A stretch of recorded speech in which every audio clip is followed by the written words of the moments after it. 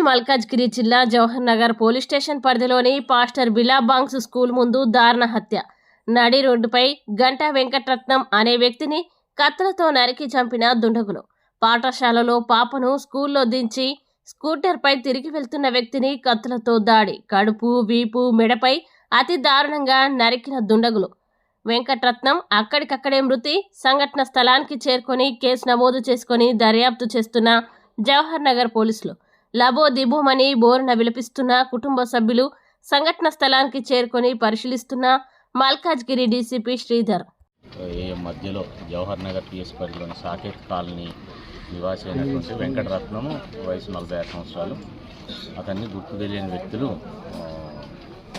6 ఆటోలు 4 స్కూటీ మీద 2 వచ్చేసి అతను వాళ్ళ కూతుర్ని స్కూల్లో డ్రాప్ చేసి ఇంటికి రిటర్న్ అవుతున్న క్రమంలో అతని మీద దాడి చేసి హత్య చేయడం జరిగింది.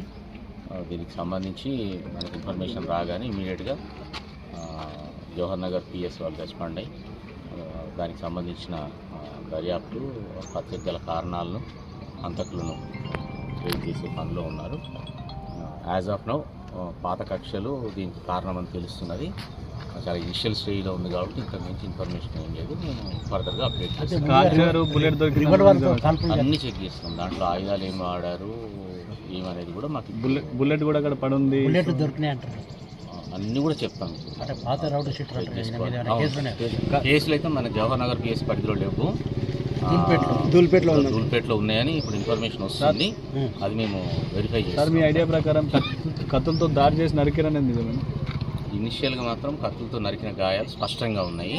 మీరు ఏదైతే చెప్తున్నారో ఫైర్ ఆర్మ్కి సంబంధించిన దాన్ని వెరిఫై చేయాల్సి ఉంటుంది. వెరిఫై చేయకుండా చెప్పలేదు. ఒక బండరాయి కూడా పడుంది, అవన్నీ వస్తాయి. దాంట్లో సీసీ ఫుటేజ్ కూడా అవైలబుల్ ఉంది. అన్నీ కూడా వెరిఫై చేస్తాము. ఇనిషియల్ స్టేజ్ కాబట్టి ఇంతకు మించి థ్యాంక్ యూ సార్.